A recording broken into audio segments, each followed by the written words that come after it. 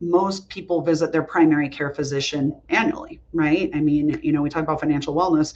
Most Right. people are on top of things when it comes to physical wellness, but it's not the same. It's not true more often than not for financial wellness. They're not holding themselves accountable to that same level of discipline when it Mm-hmm. comes to their finances. And, having a financial wellness checkup at least once per year should be part of a healthy financial plan. And, what I tell everyone when they come in here, whether they're brand new to investing and again have been doing kind of we're throwing the dart towards this direction. We know we're doing something right. We just have no idea if we Mm-hmm. have a healthy financial plan or if we should be doing something differently.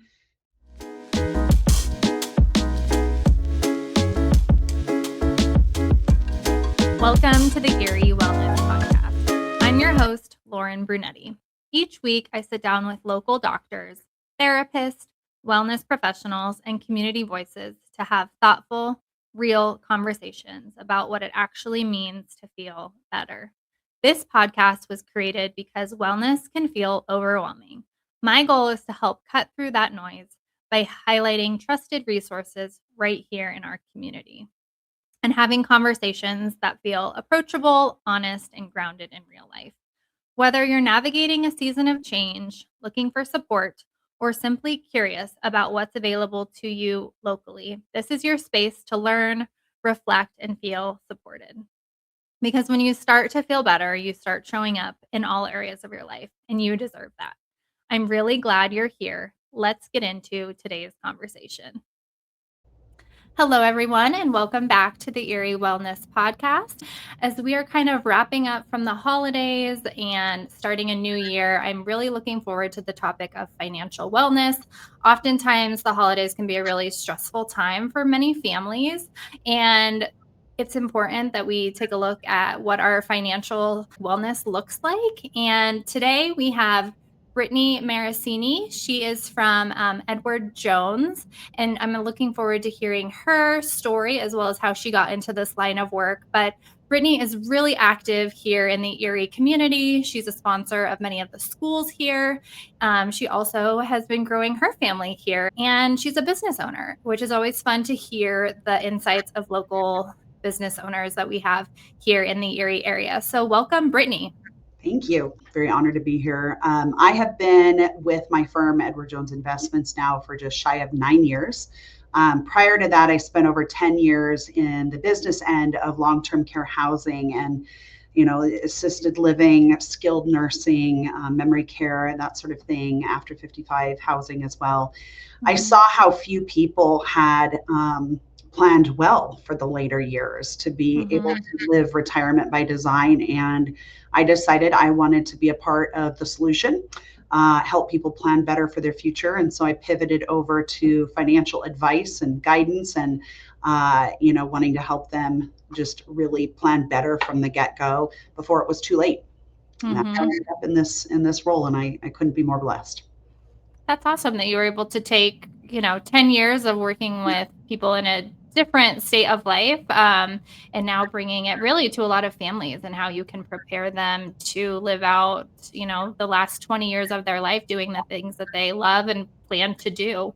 And raising a family, it's expensive. And it seems like sometimes you hit milestones like, oh, well, once we get past having the kids in club sports or Yes. preparing for college or getting them that first car, it's like we keep Mhm. thinking about these things, and then it's college and weddings and all the things. So there is constantly going to be financial stressors that come up in your life, and just trying to prepare them while also thinking bigger picture too, so that you can enjoy and do all the things that you were meant to do as you Yes. head into retirement.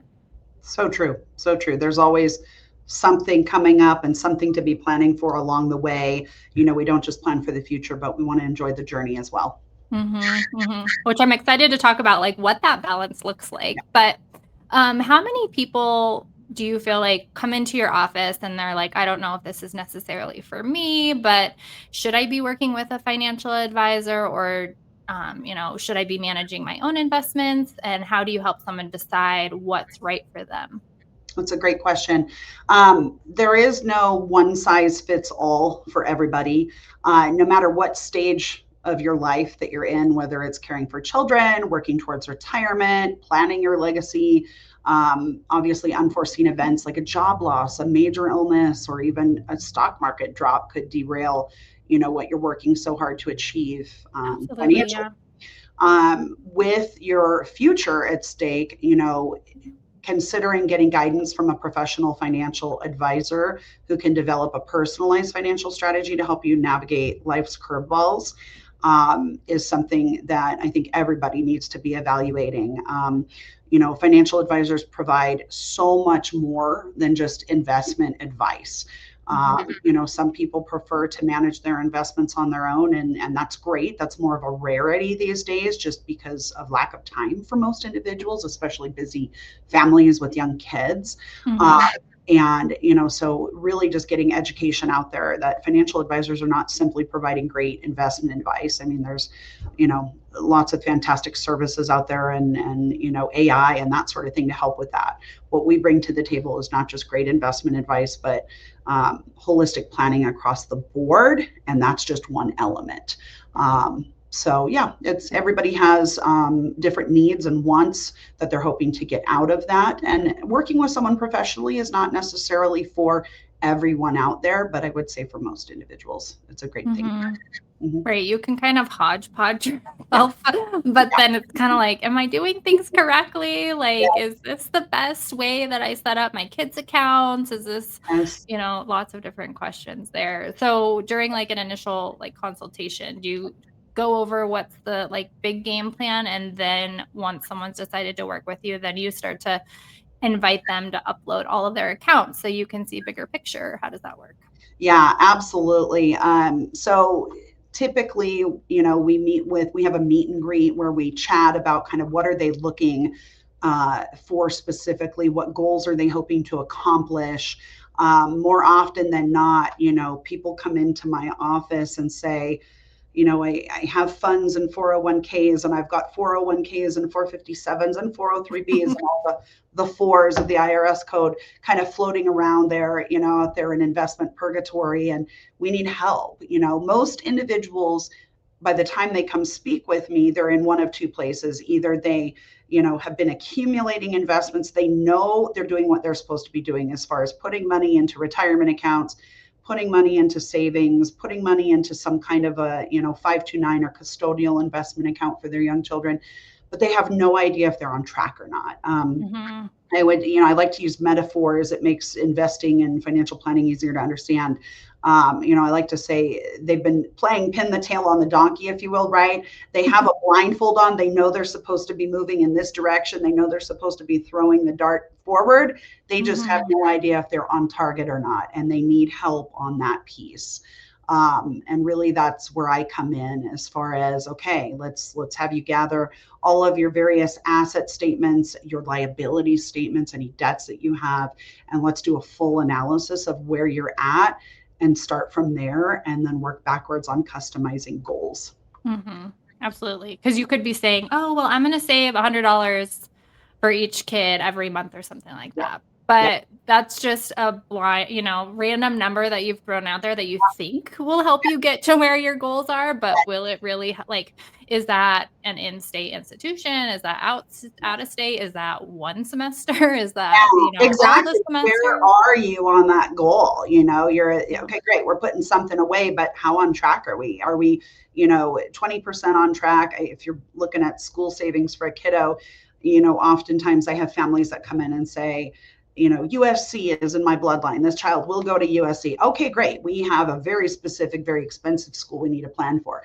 Their goals for that family are very different than someone that says, listen, maybe I didn't get anything for college. That's not a top priority for me, but I'd like to be able to give them something to help with tuition. Okay, great. Maybe we aim for planning for, 2 or 3 years of in-state college tuition. So the goals are very custom and very different from one family to the next. There's a common misperception that really only wealthy clients have financial advisors. Is that true? Or like you said, someone with a modest income can benefit as well? That's true. There is a misconception out there that everybody needs to be higher net worth individual to be working with a financial advisor, and that's absolutely not the case. Everyone should have strong financial goals, regardless of if your family is more of modest income or higher net worth. There's a quote about the importance of setting goals that I love to bring up in meetings, especially with newer clients that are considering working with me. If you don't know where you're going, any path will take you there. Right? So this holds true for things that are important to you financially as well. To set your financial goals, think about your priorities, outline them as either must-haves, such as a comfortable retirement or a wish list, perhaps a vacation along the way, lots of vacations, if that's an important priority like it is for my family. You want to set your goals to be specific. Assign estimated dates and costs to each one so you can plan on how to save and how much time you have before you need that money. We call that the time horizon. Obviously, holding yourself accountable to staying on track. And again, this remains true for anybody at any stage, whether it's a stereotypical middle income class family or a family that does come from, trust fund funds or just in general is higher net worth. Really actively tracking your progress across the spectrum is important. Regardless of what kind of income your family is bringing in, you want to make sure you're constantly tracking your progress, maintaining your focus, using time-tested strategies, making sure that you have diversified quality investments, and keeping a realistic perspective. But that's where a financial advisor like myself comes in. Again, regardless of where you fall on that spectrum, whether you're in the early accumulation stages of saving for the future or you're in the distribution stages. Maybe you're in retirement and it's time to get another check-in and another set of eyes on your plan. And am I okay? I want to make sure I don't have to go back to work and that I'm planning well. Yeah. You can tell when you speak that you're very passionate about financial wellness. How would you describe it to someone or a client when they're sitting down and just sharing what they have going on? Well, first off, thank you. That's the highest compliment you could give me. It's not lost on me what an honor it is to be partnering with my clients and their financial journey. Finances for most people are, there's a lot of big feelings that come up around money in general, everything from negative feelings to feelings of excitement. Oftentimes I sit with a couple across, the other side of my desk. And, when I start mentioning terms related to money or finances, it can elicit fear and anxiety for one spouse. And then the spouse next to them is like, let's go, let's do this. I'm excited. Even if we're not on track, what do we need to do to get on track? And I have to kind of navigate between those feelings, those big, big, big feelings, and help them get a plan together that works for both of them. When it comes to financial wellness, it's so important that they are on the same page. And if they're not, we get there. And sometimes it's a journey. Unexpected events are part of life. You can't predict them, but you can prepare for them. And no matter what is going on around you, having a professional by your side can help you set up to navigate through them confidently. Most people visit their primary care physician annually, right? We talk about financial wellness. Right. Most people are on top of things when it comes to physical wellness, but it's not the same. It's not true more often than not for financial wellness. They're not holding themselves accountable to that same level of discipline when it comes to their finances. And, having a financial wellness checkup at least once per year should be part of a healthy financial plan. And, what I tell everyone when they come in here, whether they're brand new to investing and again, have been doing kind of we're throwing the dart towards this direction. We know we're doing something right. We just have no idea if we have a healthy financial plan or if we should be doing something differently. I have people come meet with me regularly that are with other firms and other advisors, and they're not necessarily getting that level of care that they expect from their financial wellness person, right? And so they come to me going, hey, do you do things differently? I want to know if I need to be changing things throughout the year. Should I be changing what I'm doing? Again, kind of like when you go meet with your primary care physician, right? You do a checkup on your medications. Should we be tweaking dosages, whatever it might be? The same thing transposes into a financial plan. Where do we need to be making adjustments to our financial plan? Because it's not a stagnant thing. It shouldn't be a stagnant thing. It should be an active plan that is living and breathing along with you and your life as you move through stages and seasons. So That's such a good point, that it's, we need that checkup every year too. So think of it as like when you're signing up for that like wellness check or that annual doctor's visit, it's like I also need to be signing up for that annual financial check as well. Yes, so true. And I like that you're talking about like spouses. We at one point in our marriage, we had went and we saw a financial counselor too, and he looked at both of us and he was like, what one is the saver? What one is the spender? Like, tell us what's going on. Are you guys always seeing eye to eye, asking those types of questions? So every relationship usually has one or the other, although occasionally both of them are completely on the same page, whether it's we're both spenders or we're both savers.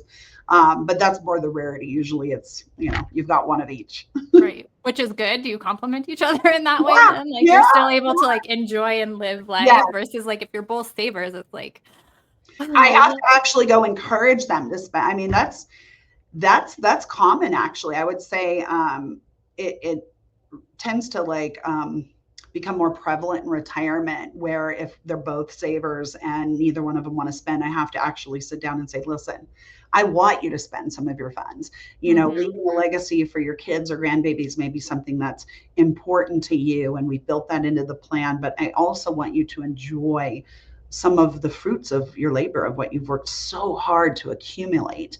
And so I do have to have those conversations as well. Yeah. I read a book and it was talking about, saving and retirement and how sometimes it's worth having this conversation with your financial advisor. But do you want to watch your family enjoy your money, or do you just want to save it for when you're gone? So it's like, do you want to just take your family on, like it's your 40-year wedding anniversary, you just want to take them on a big vacation instead of leaving them $40,000 when you're no longer here and you don't really get to witness them enjoying it? Yes. I'm seeing that more frequently as well, where my retirees are preferring to spend some of those funds that they had maybe initially planned to leave as part of their estate legacy to the kids, either utilizing some of them early on to create memories with everyone, or gifting them prior to their passing in order to help their kids buy their first home or put their grandbabies through school, and actually getting to, again, watch the fruits of their labor come to fruition in the next generation. And it's a pretty powerful thing. And one of the more exciting parts of what I do with my clients is being able to talk through those types of goals with them as well. Love that. For someone looking to improve their overall financial health, what foundational steps do you usually recommend to start with? Yeah, that's another fantastic question. I would say achieving financial stability does not happen overnight. So people need to come into things with realistic expectations. It's a journey, and with every journey, right, you should be reaching milestones along the way. For your first financial milestone, you want to make sure you have a strong foundation. I would say, first and foremost, it would be making sure you have an emergency fund to pay for unexpected costs, such as a major car repair, a roof deductible, a vet emergency, whatever that might be. That's crucial, is that you have at least 3 months of savings in the bank at all times. And by savings, it's cover the, required expenditures. I'm not saying you need to be able to, cover going to the nail salon every week if you want. I'm talking about just like necessities. You want to have 3 months worth. If, you're getting closer to retirement, we want you to have closer to 6 to 12 months. And then in retirement, anywhere from 1 to 3 years worth of savings, just depending upon your situation. Everybody should be funding their employer's work plan, whether it's a 401k, a 403b, 457. There's different guidance as far as should you be doing pre-tax versus Roth or post-tax, and that's very individual to the individual or couple that we're working with. But most individuals should be taking advantage of their employer work plan, at the very least taking advantage of a matching contribution that the employer offers. Things like HSAs, health savings accounts, FSAs, flexible savings accounts. Those are also great ways to reduce your taxable income while saving for other things that you might need. I would say paying down or trying to refinance high interest debt is also, one of the more earlier foundations before you can really truly start doing additional planning for the future. But putting away 10 to 15% of your gross income into your 401k or a similar plan is pretty stereotypical standard advice for most individuals. And once you're meeting those items, that's where we start talking about, okay, where do we have extra wiggle room, extra cash that we can start putting away into maybe an after-tax investment account that would be, a non-retirement savings account. So money invested in the market that's not assigned to your retirement goal, but somewhere that you are growing money for future goals that may hit prior to retirement. And that's sort of same thing with, 529s and saving for your kiddos. I love it when my clients are able to do that. I mean, that's the end goal, of course, is that we're putting money away if we can for our kiddos and education and other goals that kids, individuals have for their kids.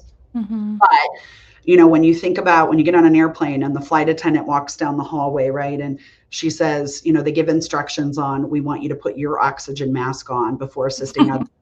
Right. It sounds so counterintuitive, right? Especially if you have kids, you're like, I'm probably going to put the oxygen mask on my child first because I can hold my breath longer. But when it comes to financial planning, we want to make sure that you guys have your oxygen on first, that you're taken care of before we start assisting others. And it sounds easier to say than it is to do for a lot of individuals. And that's where I help kind of coach them through those emotional decisions as well.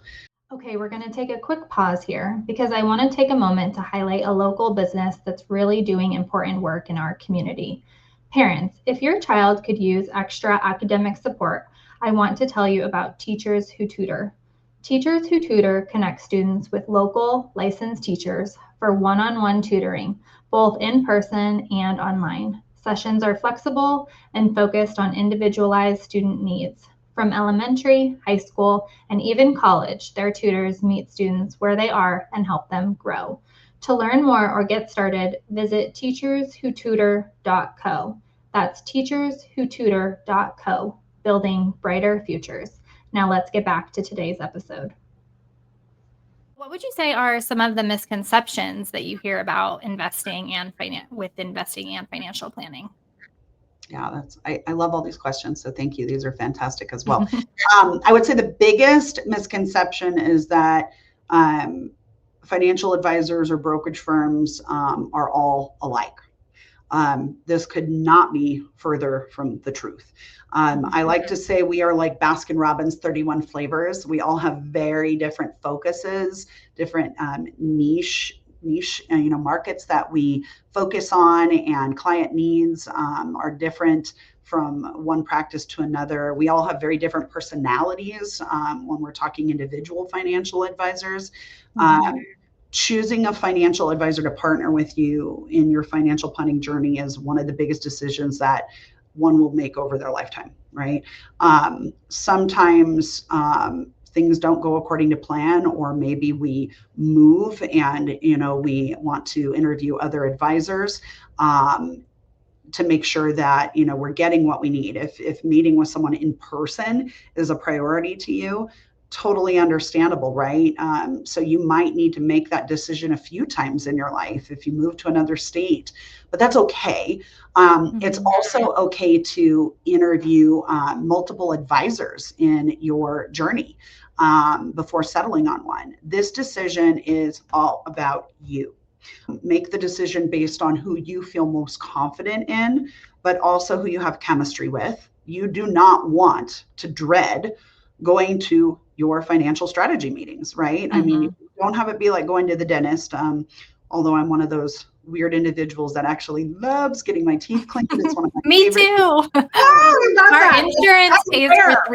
Our insurance pays for 3 cleanings per year, and I am there. I'm like, I want my 3. I love that. I only get 2 a year, but I call the dentist before I'm even allowed to get on the calendar, and they're like, okay, well, you're calling a little bit too early, but I love that. I look forward to it. I feel good when I leave, right? And it should be the same should be true for a financial strategy meeting. You want to look forward to going and having those update conversations, about here's what's going on in my life, whether it's positive or negative. What do I need to adjust? What do I need to do differently? But it's all about you. That financial advisor will hopefully be fine, regardless of if you decide to work with them or not. We're all very different. Every firm from one to the next is different. And then the financial advisors at that firm are different from one to the next. And that's good because no two clients are alike, right? So it's okay to go interview a few different people, whether you're brand new to financial planning and you just need to get a plan in place and go from there, or you've been with someone and maybe things have changed, your needs have changed, what they're providing you has changed, or maybe you've just up and moved to an entirely new place. Make sure that you do your due diligence because this is an important decision in your life. So so go and date around and see what one's like the best fit for you. Yep. And I'm sure that some are like more risk adverse. Some people are more riskier. And so make sure that aligns too. Because if you're like, I feel like I'm not getting enough out of it, we're not really doing what we need to be doing, or that seems so risky and you're just thinking about it overnight. You don't want to have that either. So, well, and that's a good point. All financial advisors really should be doing a check-in with their clients on a frequent basis to see if their risk tolerance has changed, right? Their risk tolerance to their accounts going up and down along with the stock market, right? And adjustments should be ongoing to their portfolio based on that risk tolerance, right? Some people are much more comfortable with, riskier movement as far as more growth-focused, growth-oriented investments in their portfolio, which, can tend to produce beautiful returns in the bull market when the market is up, but can also take a bigger hit in the down years, right? And others need to be invested more conservatively in investments that don't necessarily move as much up and down. I like to, again, I'm all about using analogies and metaphors because it makes things easier to understand. There are investments that we can integrate into a portfolio that help to buffer some of that up and down movement. And I like to describe them as shock absorbers, right? Like when you get into a vehicle and you want to make sure you have good shocks on the vehicle, right? So you don't feel the full brunt of those potholes when you go over them, right? You're going to feel them. You just won't feel them as much. So there are things we can do as investment advisors and, securities registered advisors like myself to adjust your portfolio based on your personal risk tolerance. Yeah.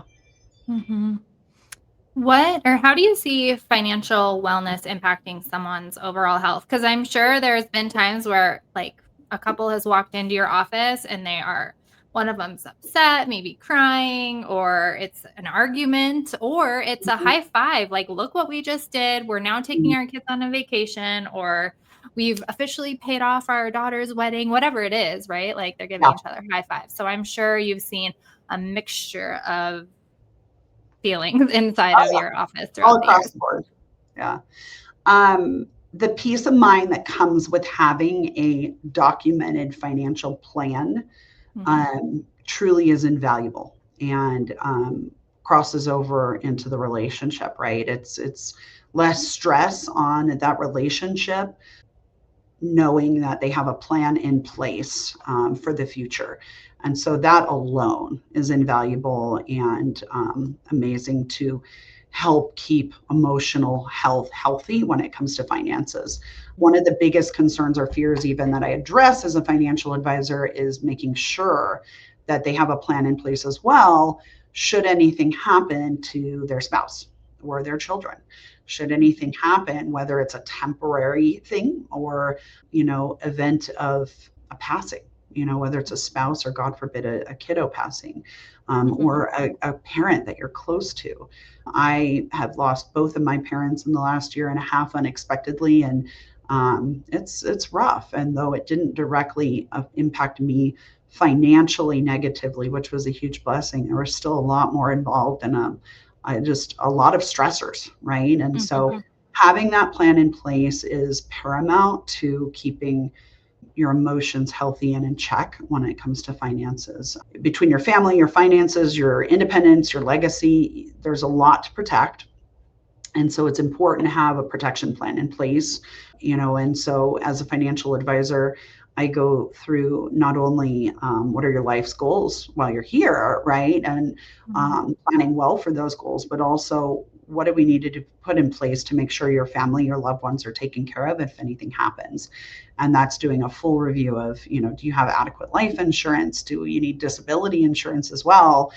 What other types of insurance do we need to put in place possibly to protect this plan that you're working so hard for? Absolutely. Do you have a reference for life insurance, or do you guys do that there? Yeah. Even So like trust and wills? great question. So I do write most types of life insurance policies. I am licensed to be able to write insurance because it is such a huge part of a financial plan. The foundational part of a good financial plan is planning well, investing well, having a diversified portfolio across the market, right? So we're not taking on any unnecessary risk, and we're mitigating risk where we can. But there are some things that only insurance can provide.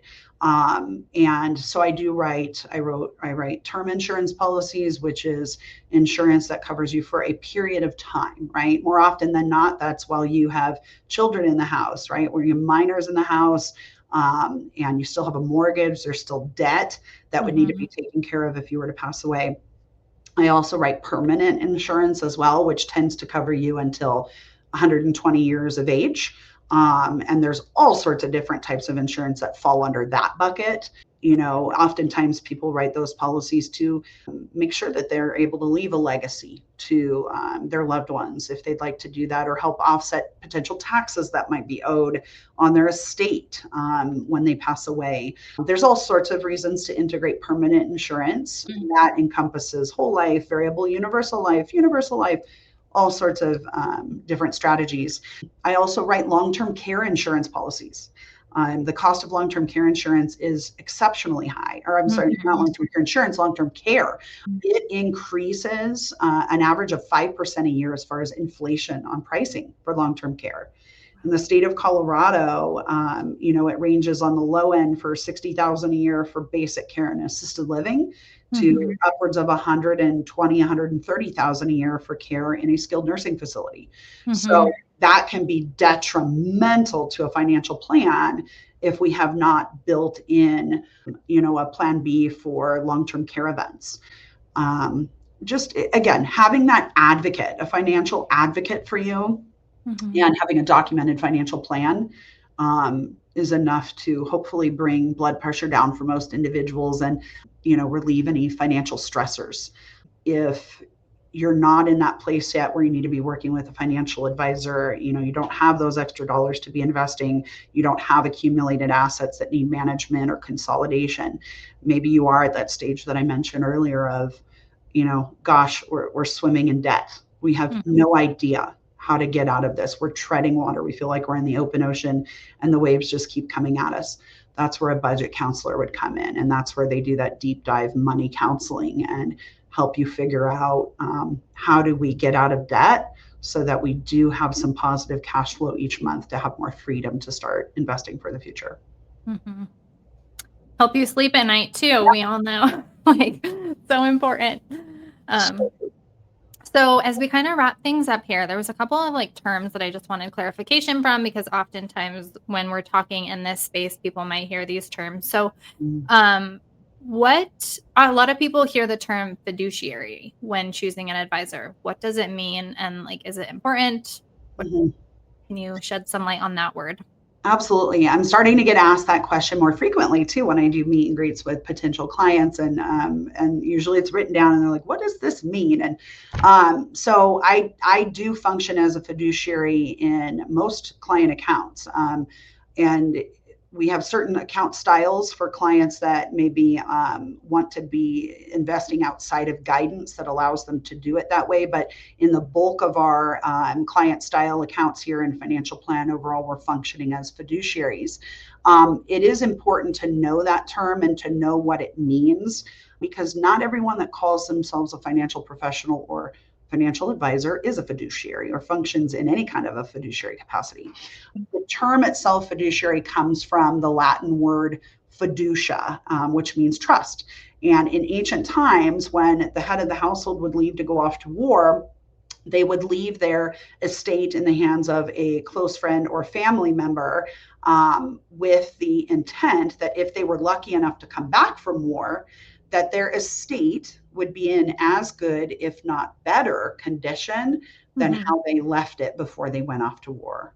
So to sum it up, the term fiduciary means acting in your best interest at all times, putting myself on the back burner, acting in your best interest at all times, as if it were me in your exact shoes and exact situation. And so you're held to a higher accountability, both with the government, with our firm, with our governing compliance, that we are acting in your best interest at all times. Yeah. So I hope that sums it up well. But yeah, it sounds like an important word that we need to know exists out there, because if it's in our best interest, we want to make sure we are aware of it. So true. As we close out today, I would love for you to share with our Erie and surrounding communities, what are some exciting things that you have planned as we head into the new year? Absolutely. I am currently, my husband and I should say, are in the process of building out a joint financial practice. I've been here in Erie now for over 9 years.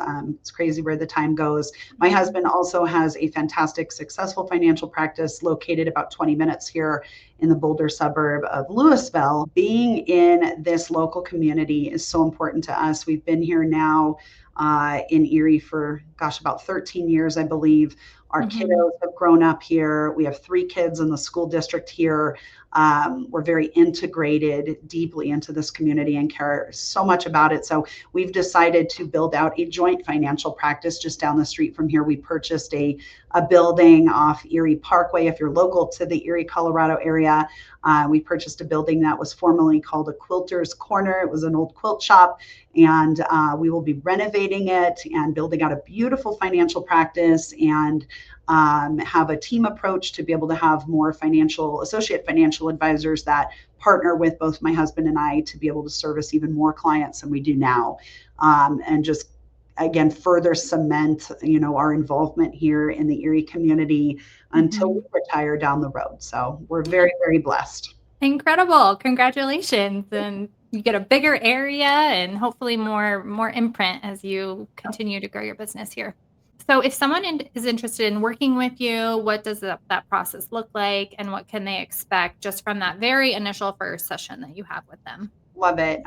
So I do recommend, that you have all your ducks in a row prior to scheduling a meeting. And by ducks in a row, I'm not saying having a full financial plan in place.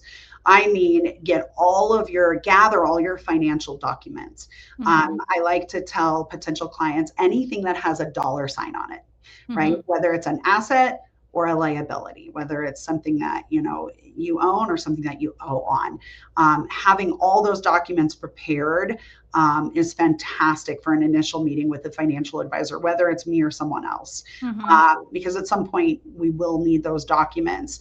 This helps us to make sure you get the most out of our time together, and help to ensure that any advice that we're given is accurate, that it's suitable advice, and that way we can have a true, clear picture of your assets and liabilities. Oftentimes I will have an initial meet and greet with potential clients where, we're just kind of finding out what I do, what I bring to the table, how I help clients. and I'm finding out what is it that they need help with. And that's more of a 30,000 foot view of, kind of what do you do for a living? Where are you at in your goals? Do you have kiddos? What have you been able to accumulate thus far? And what are your top priorities? So sometimes we just cover that stuff on that initial meeting, but that next meeting, in order for it to be truly productive with specific advice, we would need to have in advance anything that has a dollar sign on it. And then that way we can provide very specific initial thoughts. If I were managing your funds, what would I do differently? If I were in your shoes right now, what would I be doing differently to become more on track if we're not where we need to be yet? But most importantly, at the heart of everything, come prepared to discuss your specific financial priorities and goals. Every client is unique, as are their situations, and this helps to ensure you're given the best possible advice from the get-go, because what is most important to you is what is most important to me, and that gives me the groundwork to lay on all of our relationship going forward. So, and it takes a little bit of time to honey, where do we have our accounts? What is the username and password? All those things. It's it'll take you hours probably to put everything together. Even life insurance. You're we did this life insurance policy 15 years ago. How do we access it? Yeah. And I do tell people, I'm listen, it's going to feel like a lot of homework initially, and it is, but it's worth its weight in gold. You do that work on the front end, and then it makes sure that every single conversation we have, following is as accurate as possible, and that you're getting as much as you can out of our time as well. Yeah. Well, thank you, Brittany, so much for bringing the very first episode around financial wellness to the Erie Wellness Podcast. I really enjoyed our conversation today. And listeners, make sure, even if you have to re-listen to this episode, there was so many good nuggets in there, depending on what season of life you're in. But thanks again, Brittany, for your time. And hopefully everyone has a great start to 2026. Thank you so much for having me. All right, friends, before we wrap up, here's the part I need to share. This podcast is for educational and inspirational purposes only. I'm just your friend behind the mic. Nothing shared on this podcast creates a patient relationship with any of our guests or replaces the guidance of your physician, professional coach, or other qualified expert. And the views shared by guests are entirely their own and don't necessarily reflect the beliefs or values of the Erie Wellness Podcast. My goal is to simply create a space for real, open conversations that help us all learn, grow, and feel a little more connected on our wellness journeys. Thanks so much for listening. I'll see you back here next time. Thank you so much for listening to today's episode of the Erie Wellness Podcast.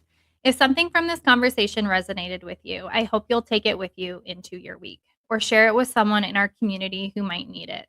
To subscribe, just head to the main page for the Erie Wellness Podcast, right where you're listening, and tap subscribe. And don't forget, when you start to feel better, you start showing up better in all areas of your life, and you deserve that.